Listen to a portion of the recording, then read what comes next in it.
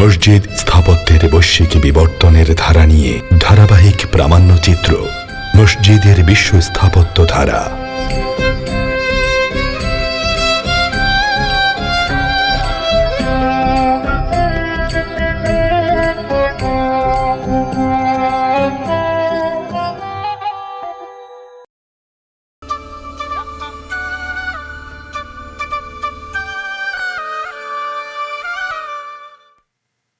উসমানী আমলে মুসলিম স্থাপত্যেও বড় ধরনের বিকাশ ঘটেছিল ইস্তাম্বুলে। এসবের মধ্যে মসজিদ চত্বরই বানানো হয়েছিল দুটো গম্বুজাকৃতির কবর, একটি সুলতান সুলেমানের, অপরটি তার পত্নী হুররেমের। সুলতান সুলেমান তার জীবদ্দশাতেই তার নিজের এবং তার চতুর্থ স্ত্রী হুররেম সুলতানের জন্য সমাধির নকশা করিয়ে রেখেছিলেন তাদের দুজনেরই প্রিয় স্থপতি সিনানকে দিয়ে। হাজিয়া সোফিয়ার গম্বুজের ডিজাইনে একটা গম্বুজের তলায় রত্নখচিত একটা কফিন, দেয়াল জুড়ে ইজনিক টাইলসের কারুকাজ, কফিনের ওপর নানা রকমের রত্নখচিত ডিজাইন।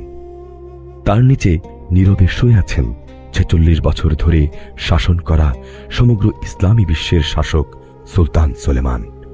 যদিও ইসলাম ধর্মে কবর স্থাপনাকে নিরুৎসাহিত করা হয়েছিল, কিন্তু কবর নির্মাণের প্রতি আসক্তি ছিল সুলতানদের। এই কমপ্লেক্সে সুলতান সুলেমান তার পাশের ঘরটি রেখেছেন প্রিয়তমা স্ত্রীর জন্য। দুটো ঘরই মোটামুটি একই রকমের ডিজাইন প্রিন্সিপালে বানানো। সুলেমানের মৃত্যুর পর এই ঘরেই তাকে সমাহিত করা হয়। সুলতান সুলেমানের পাশেই তার প্রিয়তমা স্ত্রী হুররেম ওরফে রোকজালানার কবর। সুলেমানি মসজিদ কমপ্লেক্সের বাম দিকে একটা বড় কবরস্থান।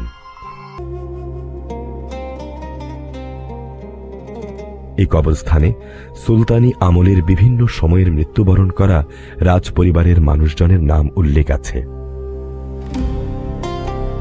সাদা মার্বেল পাথরের উপর মৃতের নাম, কখনো বা কোরআন শরীফের কোনো আয়াতের অংশ।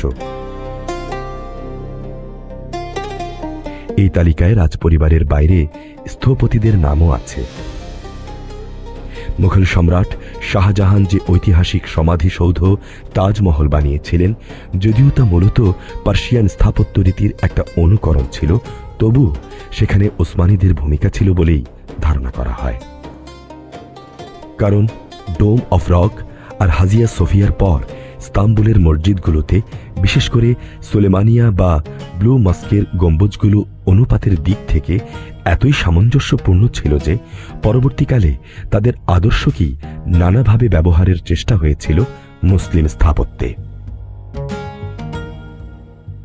তাজমহলের গম্বুজটি ৪০০ বছর ধরে প্রশ্নাতীতভাবে প্রশংসিত। সুলতান সেলিম বা সুলতান সুলাইমানের বা মিমার সিনানেরও প্রায় ১০০ বৎসর পরে যখন তাজমহলের কাজ শুরু হয়, তখন তো মিমার সিনানের শিষ্যরা পাকাপোক্তভাবে ব্লু মস্কের মতো আকৃতিতে পুরোপুরি ভারসাম্যপূর্ণ মনুমেন্ট সহ ইসলামী স্থাপত্য কৌশল রপ্ত করে ফেলেছে। ১৫৮৮ সনে তার মৃত্যুর আগ পর্যন্ত ৩ শতাধিক স্থাপত্য নকশা করেছিলেন সিনান। মূলত হাজিয়া সোফিয়ার ফর্মটাকে মাথায় নিয়ে সুলেমানিয়া মসজিদ নির্মাণে মিমার সিনান তার সর্বোচ্চ মেধার প্রকাশ ঘটান। একসময় এই মসজিদটিও একটা আইকনিক ইসলামিক স্ট্রাকচারে পরিণত হয়ে যায়। মুসলিম স্থাপত্য ধারার পথিকৃৎ হিসেবে স্থপতি মিমার সিনানকেই চিহ্নিত করা হয়। তার কাজের মূল্যায়ন ওসমানী সুলতানরা করেছিলেন। বর্তমানকার তুর্কি সরকারও তাকে মুছে ফেলেনি।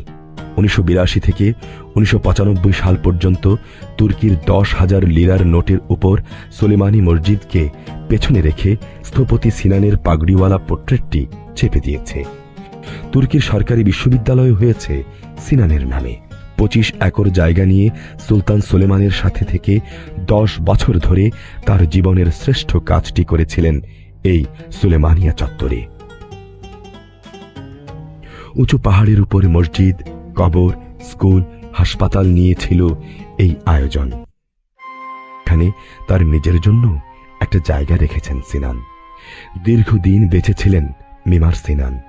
৩ প্রজন্মের সুলতানের কাজ করে যখন মৃত্যুবরণ করেন, তখন তার বয়স ৯৮ বছর। এর মধ্যেই রেখে যান মুসলিম স্থাপত্যকলার ইতিহাস।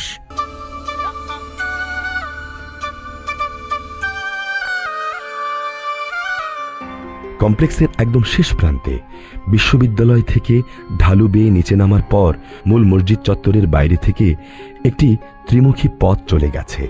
এর কোণায় তার নিজের জন্য একটি ছোট্ট জায়গা।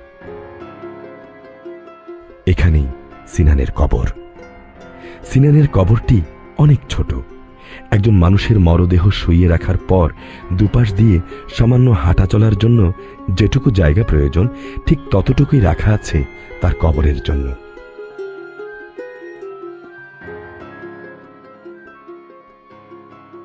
এই সড়কটির নামও তার নামে, মিমার সিনান সড়ক। আর তার শেষ প্রান্তে এই কবরটি যেন চিত্রপটের প্রান্ত সীমানায় চিত্রকরের আঁকা স্বাক্ষর।